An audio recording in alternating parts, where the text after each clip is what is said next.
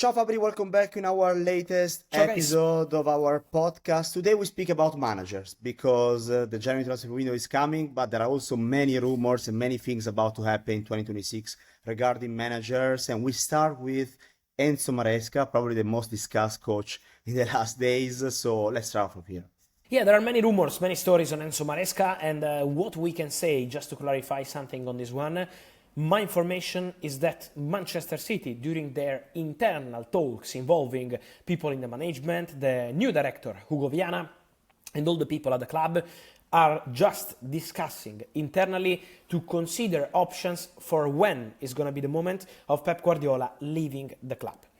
And so they are preparing a sort of contingency plan for when, they don't know exactly when, Pep Guardiola will decide to leave Manchester City project. Remember that Pep is still under contract until 2027, and so during this process, Enzo Maresca is for sure one of the names who was mentioned internally at Manchester City. It's not the first time.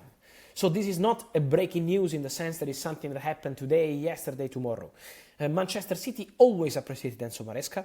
Enzo Maresca knows Manchester City world very well. He was an assistant for Pep Guardiola. He used to work in the academy. So Pep Guardiola and Enzo Maresca always had a very good connection. They appreciate each other. Enzo Maresca is super appreciated internally at Manchester City. Again, this is not from today, yesterday, or 1 week ago. This has been the case for years. So Enzo Maresca has huge admirers at Manchester City, knows the Manchester City group and world, but at the same time, this is just an appreciation. There is no agreement, no negotiation, no talks. That's the case at the moment, just part of the conversation internally in Man City and also with an agent. Jorge Mendes, a new agent, new representative for Enzo Maresca, who has a very good relationship with Man City in general and with the new director, Hugo Viana. Adding to this point, there were also some quotes from Maresca before, after the games in the last week that probably contributed a bit to these rumors.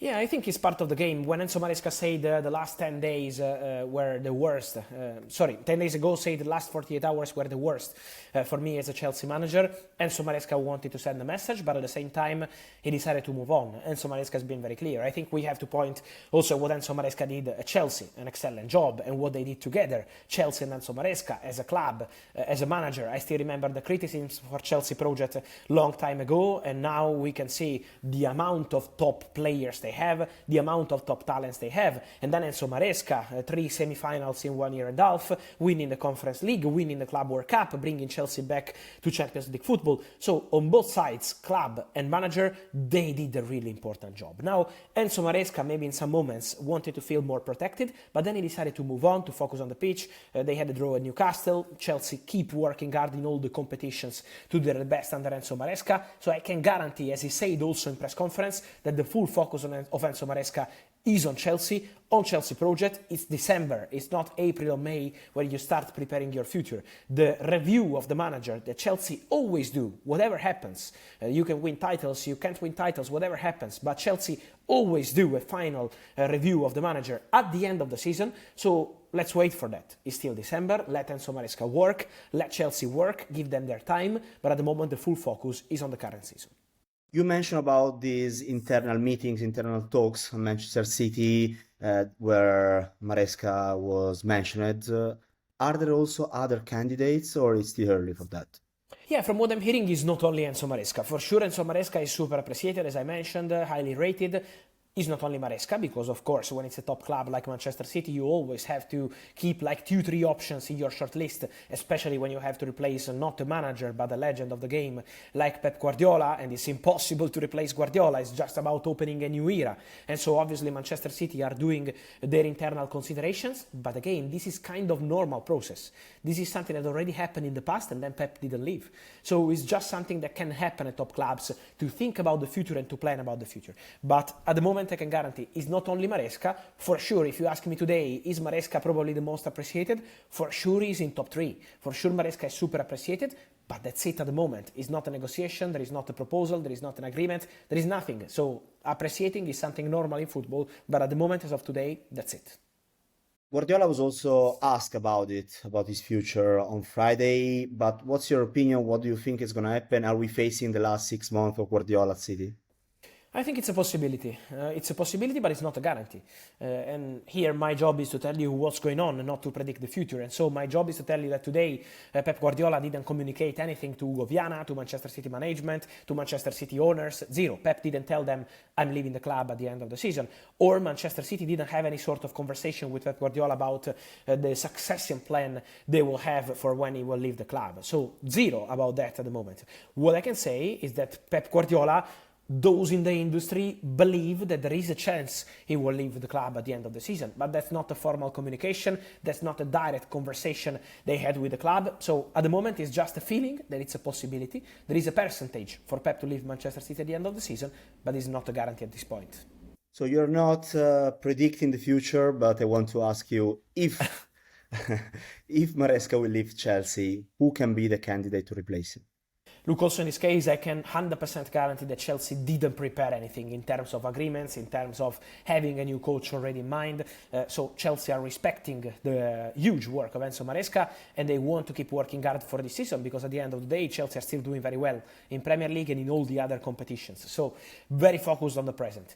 If you ask me about this, one name I can give you for a manager who is really appreciated by Chelsea and really highly rated by people at Chelsea is Liam Senior, who is the manager of Strasbourg, doing a special job there, doing very, very well. If you see the results of Strasbourg, he's been excellent. Obviously, when you say Chelsea, when you say Strasbourg, is a Blueco group, and so the connection is direct, it's the same people in charge, and so of course they know how he works, they know the day by day of Liam Senior, so he's really appreciated for what he's doing at Strasbourg, but it doesn't mean that it's something already agreed or decided. So it's just an appreciation, but again, I think it's too early for this game, and probably all this news about Guardiola, about Maresca, about Rosenior probably came out of the press too early, because it feels like April or May, but we are still in December with the season absolutely open for Chelsea, for City, for Strasbourg, and for all the other clubs involved.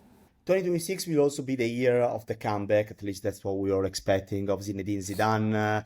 We all know about his situation with the French national team job, but can he become also a candidate for some Premier League clubs? Look, at this stage I will say no, because Zinedine Zidane was not tempted by Premier League job even in the past, when he was completely free. He had possibilities, you remember probably the links with Manchester United many years ago, but Zinedine Zidane was never really tempted by the opportunity of going to Premier League football. So at the moment, Zinedine Zidane is not a candidate for these jobs. And my information remains that Zinedine Zidane has a verbal agreement with the French Federation, as we said here on Men in Blazers on our podcast long time ago, to become the new head coach of the French national team after the 2026 World Cup, to replace Didier Deschamps, who will leave the job. It's not signed, so in football until you sign, anything can happen, but there is a verbal agreement and there is a pact between the French Federation and Zidane. So let's see what's happening there, but I don't see Zinedine Zidane at the moment as a candidate for Premier League. So we are mentioning a potential manager's domino in the summer. Can Cesc Fabregas, the Como manager and Premier League legend and Barcelona legend as well, become part of this domino, or is staying at Como as he did this summer? Yeah, this week I received many questions on Cesc Fabregas because of this Maresca story. So obviously maybe Chelsea fans, he's a former Chelsea player as you were mentioning, and then also other fans around Europe, maybe in Spain, and not only, asking about Cesc Fabregas. What I can guarantee is that, first point, we know very well here in Italy, Cesc is doing a special job at Como, and not just as a coach, but Cesc is fully involved in everything at Como. When it's time to sign players, to do the strategy together with the club, with the president Mirvan Suar, so they are all together in the strategy, and so he's more than a manager for Como, and this is why also last summer when Leipzig, Leverkusen, Inter wanted him, Roma as well, Como were protecting Cesc and only wanted to keep Cesc. So at the moment there is nothing into it. Cesc is fully focused on Como job. Cesc is convinced that Como can do something special for present and future. Then in the summer we will see what happens. But at the moment I can guarantee that Cesc Fabregas is not negotiating with anyone, is not preparing his future, and is completely focused on Como project.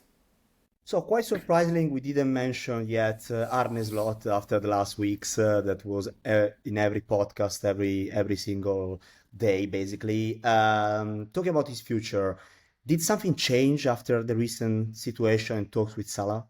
Look, I don't think it's something changed internally in terms of consideration of Arne Slot, because in every podcast we did here, I always told you that the support from the club was very clear. Of course, results had to change, but in terms of trust, in terms of support, I think Arne Slot had a lot of credit from Liverpool and had a lot of trust from Liverpool management.